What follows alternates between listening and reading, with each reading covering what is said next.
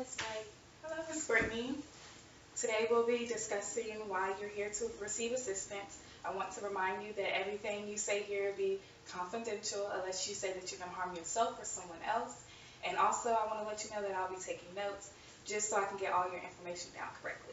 You said unless I thought about killing someone else? Yes. Okay, well, let's start.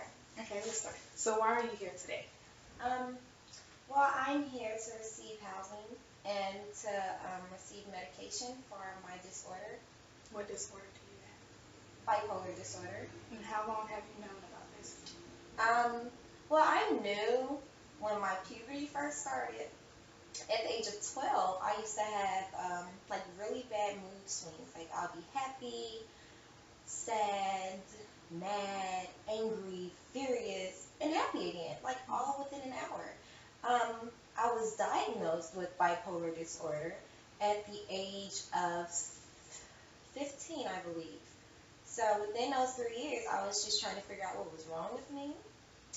Um, but lately, the medications that they had me on, okay, we can go to the next question. What about the medications? Um, I would rather proceed to the next question. Okay. So you're saying that you started to notice mood swings at 12, and then you were diagnosed at 15, and you're currently on medications, but you don't like them, maybe? Okay, I guess I can tell you. But the medications make me think of these homicidal thoughts. They just get them to me. I don't know if I want to endanger someone or just put them in harm's way of a car. Or it's just little thoughts, and I just believe that it's the medications that's giving me these thoughts. Okay, so what do you do when you have these thoughts? Sometimes I feel like acting on them.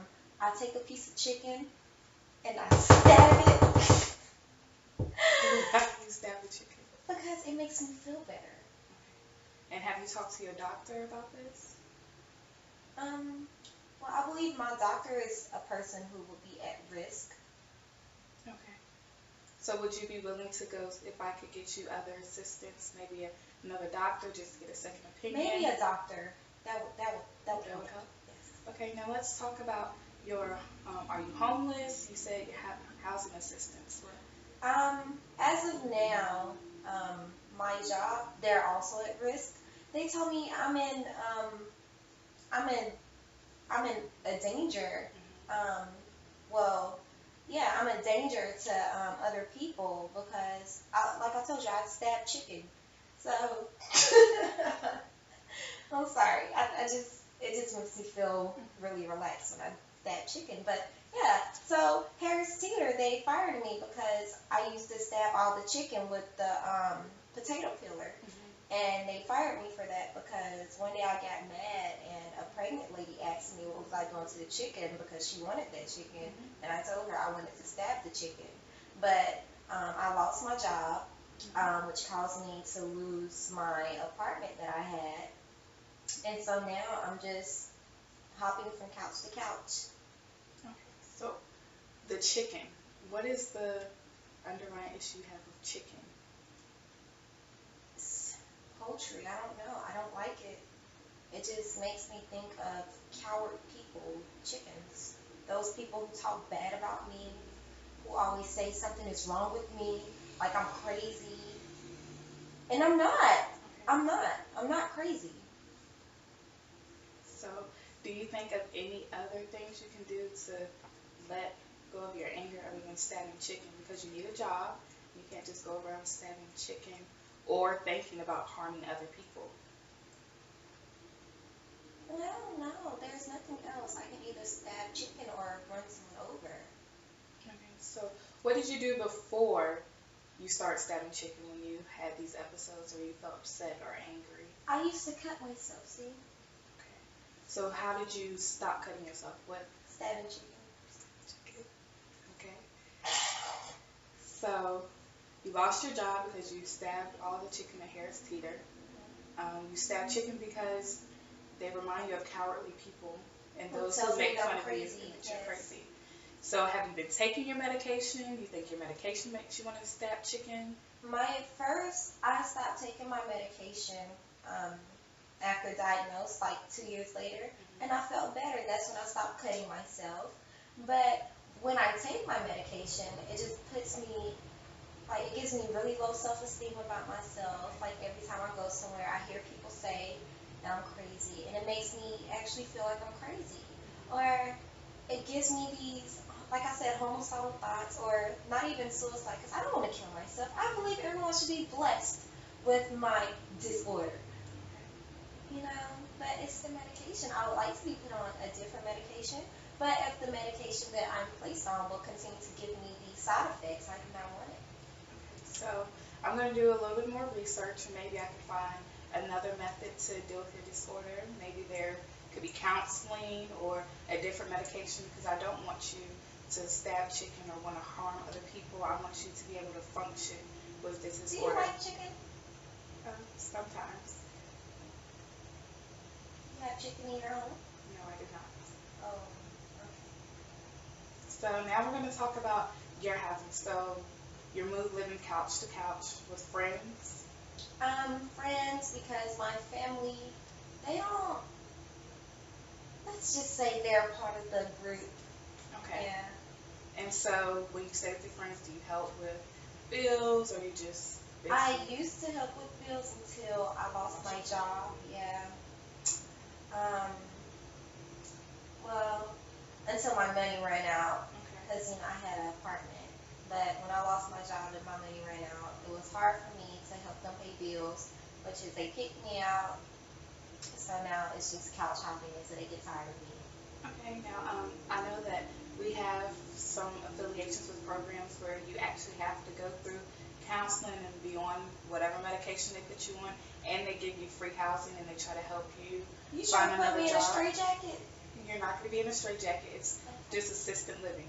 You go, you live freely. You might have a curfew, maybe, but other than that, you have somewhere to stay. They'll help you get back on your feet, help you find your own home. They'll make sure your medication is taken. You think I'm crazy? I don't think you're crazy. Okay. I just want you to be able to have a secure place to live, not house hop or couch hop. I want you to be able to be on whatever medication makes you feel comfortable, or even if we try counseling instead of medication, if that works better. I just want you to feel secure about yourself and be able to help yourself and not depend on other people, and just be a productive citizen. I don't want you to have outbursts. I don't want you to feel like people think you're crazy, because you're not crazy. I'm not crazy. Thank you. I'm not. So would you be interested in a program like that? I would love to be in a counseling program because I'm not crazy. And I need for someone to tell me that. Someone like you to agree that I'm not crazy at all. Okay. Because, you know, doctors diagnose people with, they call them disabilities and disorders, and it's not. It's the things that they give us that makes us have these side effects, that makes us think that we're crazy, and we're not crazy. Do you think you went through anything in your childhood, or anything that might have onset what's going on with you presently? Well, I know my father, I don't know what was wrong with him, but I saw him in a straitjacket. People came in when I was 5 and they took him away in a straitjacket. But I don't know what was wrong with him. I never seen him since then. Do you have any family members that you could talk to about what was going on with your father? Because maybe it's hereditary, and maybe we could figure out a better way to help you that way. The only person I could talk to was my mom, but he killed her. Okay. So you were an orphan?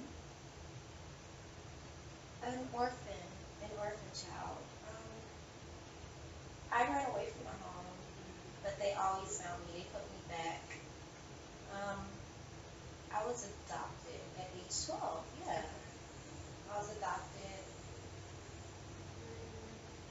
and that was about it. I guess when my period came, my adopted family believed that it was just those emotions running insane.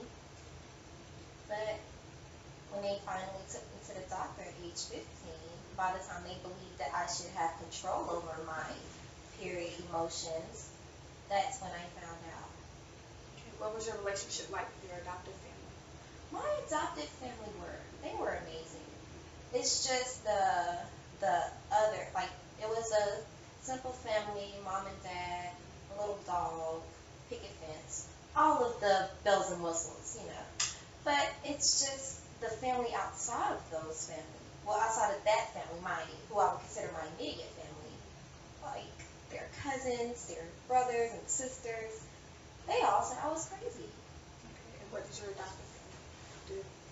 My adopted family told them to not talk about that while I'm in a room, or to not call me those mean things, because they were mean. Okay. Do you still have connection with your adoptive parents? Would you consider them a support system right now? Um, they try to help. They sometimes give me money to give to the people who I'm living with, the friends, but they can't support me my entire life. That's what they told me. Okay. That's why I'm here. Okay. That's understandable. So, where would you like to see yourself? Let's say in the next 6 months. Within the next 6 months, I would like to stop stabbing chicken. I would like to I would like to be comfortable. Okay. I would like to be happy and free of suicidal thoughts and homicidal attempts and other things. So, I want you to think about how we can move forward from here. Like, what steps could you take? Aren't you giving me counseling? I'm here to help you. Oh, okay. I would like to receive counseling. Okay, so you like to receive counseling for your bipolar issues or To help, I don't think it's bipolar. I think more of anger management. anger management? Yes. Okay, so I'll look into programs for that for you too. Also, on your chart it says something about you abusing alcohol. Are you still abusing alcohol? When you say abuse alcohol, I'm not giving it no type of emotional distress. I am not hitting the alcohol, so there is no such thing as abuse. And Well, you have multiple DUIs. Oh, You've been arrested for indecent exposure, intoxication. actually, indecent would have to be ugly, Okay. and nothing is indecent about this body. Okay, I think that's what I told the class. So why do you, is alcohol a coping mechanism for you, or you just Alcohol enjoy it? makes me feel good. Okay. Oh, it does. It just gives me a sigh of relief. It just gives me something that the world cannot. It takes me away from the world, and I become a different person. I'm not schizophrenic. Okay. I'm not. I don't have schizophrenia, but it just gives me a different ego. Like, you know how Beyonce has Sasha Fierce? Yes. Sasha Fierce ain't got nothing on me when I'm drunk, Okay. and that's how I feel. That's why I get drunk. Well, that's why I drink. I don't get drunk. Okay. So how often do you drink? Um, Often, you know, I like, I drink a lot. Okay. I like to drink with my meals. I like to drink when I'm walking, when I'm talking, just anywhere, anytime. It's Did you ever mix alcohol with your medication? sometimes, Okay. because it tastes like water. Okay. So do you think that may have some kind of effect on how the medication is affecting you?